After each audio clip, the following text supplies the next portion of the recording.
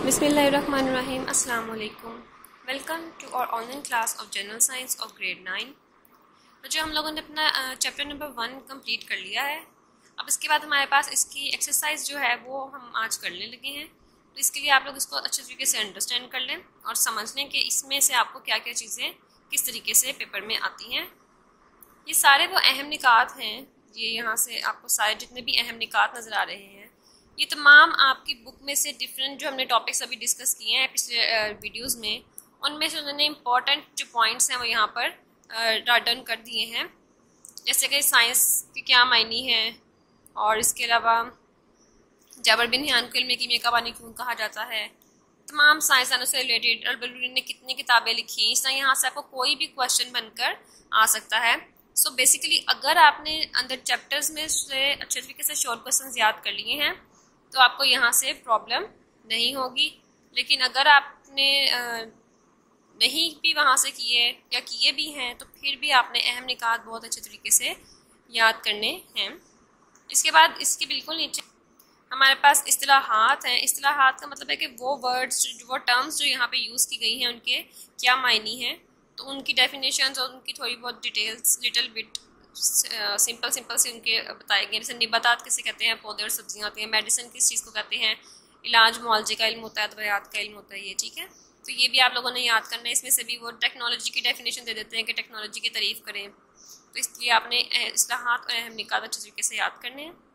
यहाँ पे इसमें एस्ट्रोनॉमी, बॉटनी, ज़ूलॉजी और जियोग्राफी की डेफिनेशंस आ सकती हैं। सो अगर बेसिकली आपने वो डेफिनेशंस पीछे से याद की हैं टॉपिक साइंस की शाखों में से, तो आप लोग वही इसमें भी लिख सकते हैं, इसमें कोई डिफरेंट चीज़ नहीं है।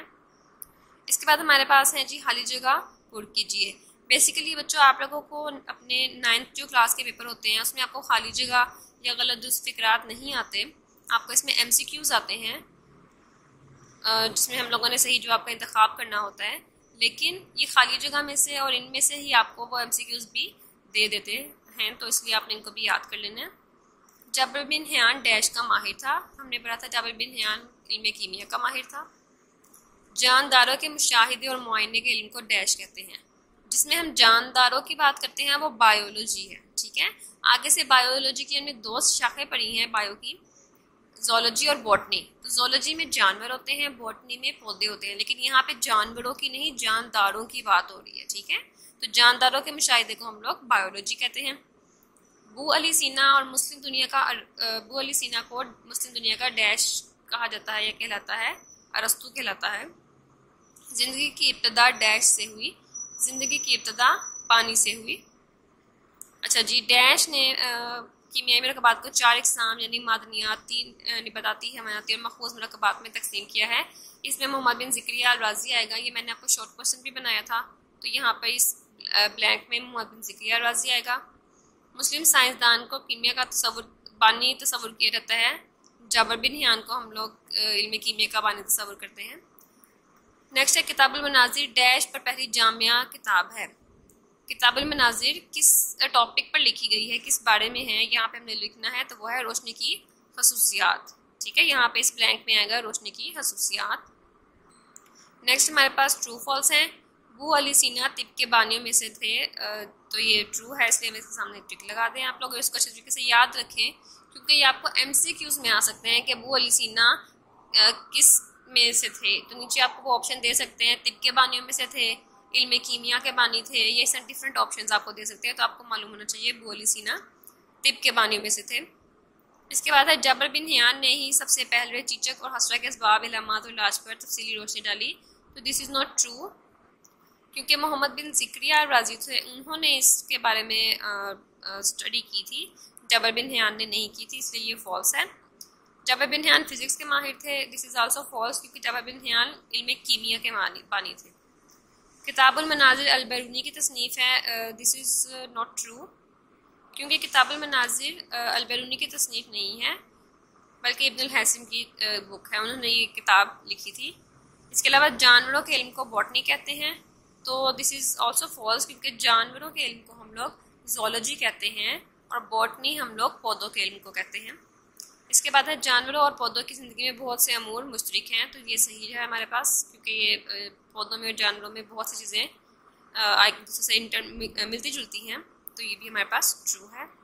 नेक्स्ट हमारे पास है अपने सही, इस तरीके से आपको सारे MCQs पेपर में आते हैं, तो ऊपर खाली जगह या जो गलत फिक्रात हैं उसमें से भी आपको यही MCQs बनकर आ सकते हैं। इब्नुल हसन का ताल्लुक साइंस की किस शाख से है? आवाज़, हरारत, रोशनी या कीमियाई? तो इनका ताल्लुक रोशनी से है, क्योंकि इन्होंने रोशनी की खसूसियात पर किताब लिखी थी, तो इसलिए हम रोशनी इसको सर्कल कर देंगे। अलबरूनी की शहराफा किताब का नाम क्या है? अलबरूनी की शहराफा किताब का नाम तहरीरुल अमाकन है। ठीक है, तो हम लोग इसको सेलेक्ट करेंगे। लास्ट वन इज मैकेनिक्स, हरारत, रोशनी और आवाज़ का ताल्लुक साइंस की किस शाख से है? तो हम लोग फिजिक्स के अंदर मैकेनिक्स, हरारत और रोशनी को स्टडी करते हैं, ये इसकी शाखें हैं, तो हम लोग फिजिक्स को सिलेक्ट कर लेंगे। इसके बाद नीचे आपके पास जो है ये आपके पास लॉन्ग क्वेश्चंस हैं। इस तरह आपको कोई भी लॉन्ग क्वेश्चन यहाँ से भी आ सकते हैं कि साइंस से क्या मुराद है, साइंस की शाखों के नाम और शाख के मुतालिक आप क्या जानते हैं, साइंस की तरक्की के लिए काम करने वाले 2 मुस्लिम साइंसदानों के नाम और कारनामे। अब जो क्वेश्चन दिया होगा आपने उसी हिसाब से आंसर करना है कि उन्होंने यहाँ पे 2 मुस्लिम साइंसदानों के नाम पूछे हैं और उनके अहम कारनामे, तो आप उनके नाम बताएंगे और उनके अहम कारनामे। अगर आपको ये शॉर्ट क्वेश्चन में आते हैं क्वेश्चन, तो आप शॉर्ट क्वेश्चन के हिसाब से लिखेंगे बेसिक सा, जितना मैंने आपको निशान लगवाया था। लेकिन अगर लॉन्ग क्वेश्चन में आता है तो 2 साइंसदानों के नाम और उनकी पूरी डिटेल आप लोग नोट डाउन करेंगे। चंद मशहूर पाकिस्तानी साइंसदानों के नाम और इनके कारनामे बताने हैं। साइंस की हदूद पूछी है यहाँ पर इन्होंने, जो हमने लास्ट लेक्चर में डिस्कस किया है। टेक्नोलॉजी से क्या मुराद है? ज़माना कदीम की टेक्नोलॉजी की मिसालें, ये भी हमने लास्ट लेक्चर में डिस्कस किया है। इसके बाद बायोलॉजी की तारीफ करें और वजाहत करेंगे साइंस की एक शाख है। इसमें बायोलॉजी वाला जो हमारा पॉइंट है शाखों में हमने पढ़ा है, उसको हम लोग नोट डाउन करेंगे। कुरान हकीम में साइंस और इल्म की अहमियत का जिक्र आया है, जवाब की वजाहत 2 कुरानी आयत के हवाले से करें।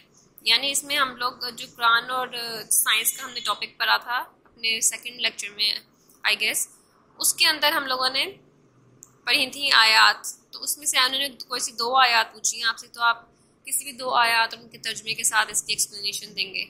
फिजिक्स क्या है, इसकी शाखों के नाम, इसमें फिजिक्स बताएंगे हम, फिजिक्स की शाखों के नाम फिजिक्स वाले पॉइंट में लिखेंगे, जैसे मतलब मैकेनिक्स, हरारत, रोशनी, आवाज़। तो बस ये आप नोट डाउन करेंगे।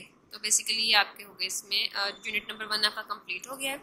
इसको अच्छे तरीके से प्रिपेयर कर लीजिए। मैंने आपको पहले भी बताया था कि इसमें से आपको एक लॉन्ग क्वेश्चन का पार्ट आता होता है लाजमी बोर्ड के पेपर में, तो उसके लिए इसको अच्छे तरीके से प्रिपेयर करें।